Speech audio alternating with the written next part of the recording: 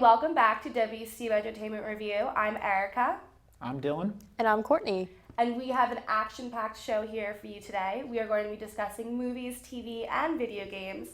And for our movie segment, we're going to be talking about The Martian. And TV, we're going to talk about our, impressions of what fall TV is going to look like after we've seen the first week. And for video games, that's Dylan's segment, and I'm not going to talk about that one. So I guess we'll go right into movies then.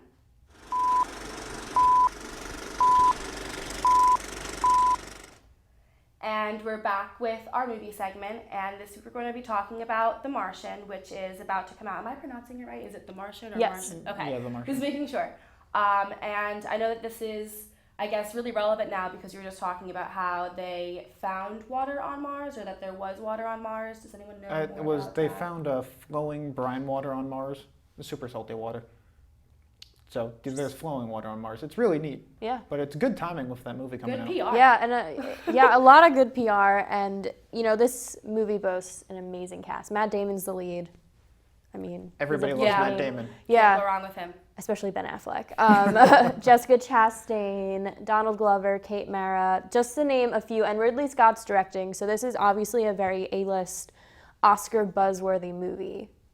I think it's interesting too because I feel like at this point in the year, this is when the Oscar movies kind of start making an appearance. Yeah. So now we're kind of getting into that Oscar crunch time where all the movies are going to come out. So it'll be interesting to see how well this does and to see if it kind of sets the bar high for the next movies that come out. It's also Ridley Scott, so it's a very big special effects and landscape. He loves doing that kind of stuff, so it's going to be even if you don't like the story, it's going to be fun to watch. Yeah.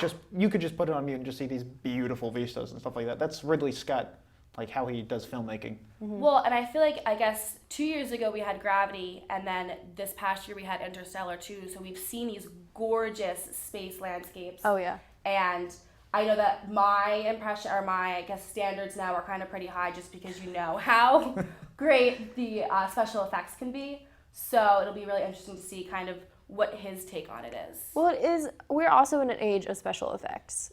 If you look at the past 5 years in terms of what movie made the most money, what films got the most award nominations, most of them were extremely special effects heavy. Definitely. Avatar, Gravity, any Marvel movie, CGI special effects. Yes. Not the only practical special effects movie I can think of was the new Mad Max movie.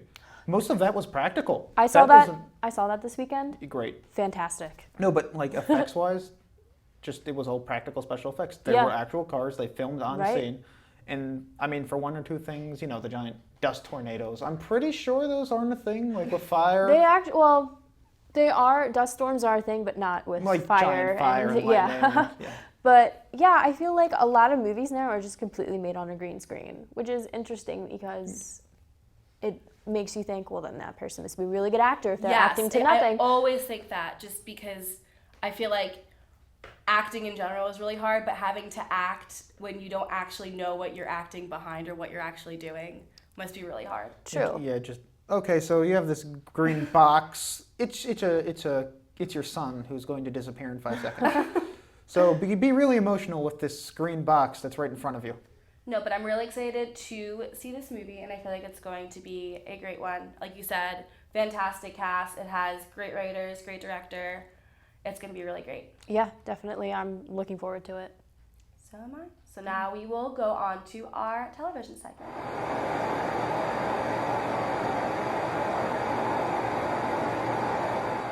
And welcome to our television segment. Last week we talked a lot about what our expectations were for fall TV. For me personally, I think that they kind of hit the bar. Definitely, I watched Scandal, and Olivia Pope has my heart. So definitely, I think I said this last week, Woman Crush Wednesday, Olivia Pope, I Want to Be You.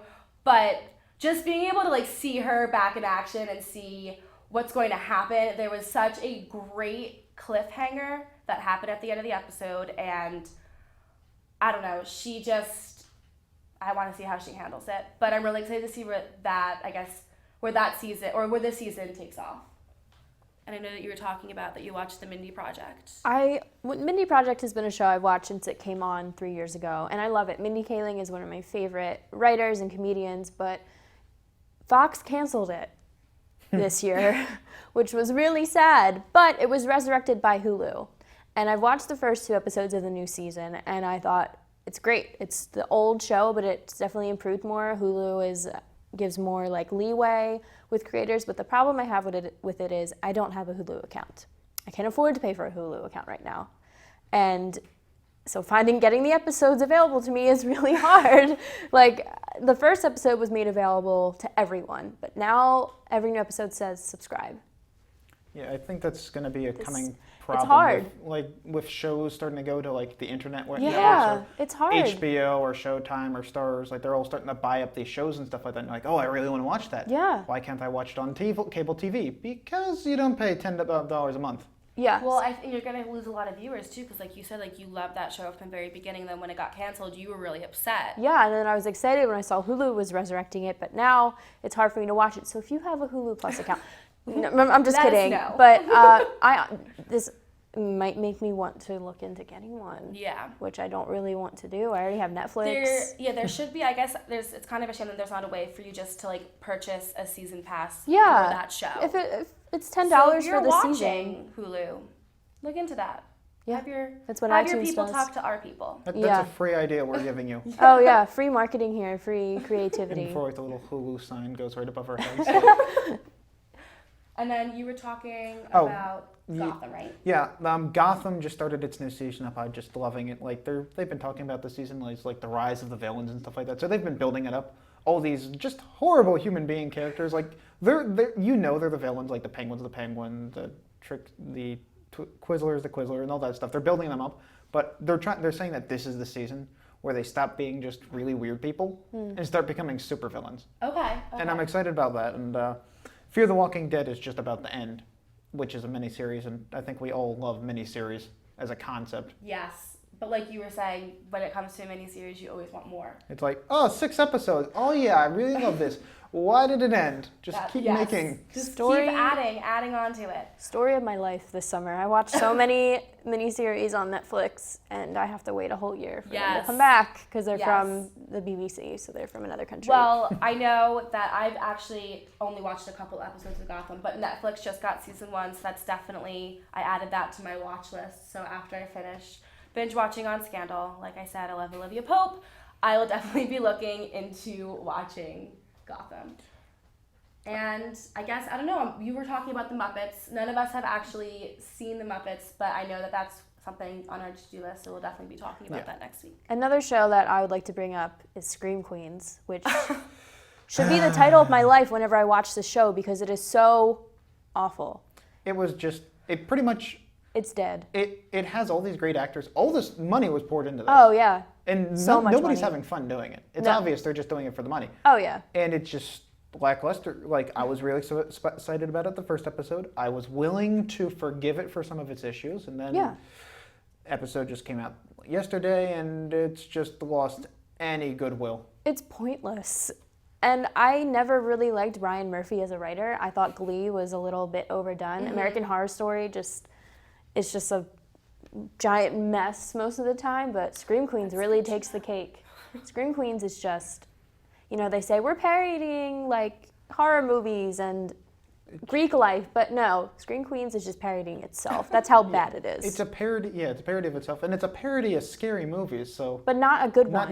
It's just like making jokes that have been used so often. Oh, I know. That literally I'm pretty sure Ryan Murphy logs on the Tumblr for his content. For his jokes, because that's what I'm seeing. Well, it'll definitely be interesting to see where that show ends, if it actually gets like a second season, let alone did it get another like 24 episode order, or is it still on 13? I don't know. I think they're saying it's an anthology series, which means it's probably not going to be a traditional 22, 24 format. Well, it'll be interesting to see where that leads, because then they definitely wasted a whole bunch of money on A-list actors. Well, that's not the first time that's happened. No, it's not. And I guess that's all for our television segment, and we'll go right over to video games.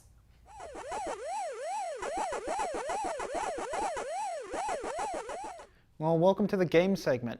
This week we're not going to have any major gaming news, just release dates, and just talk a little bit about games that just came out recently.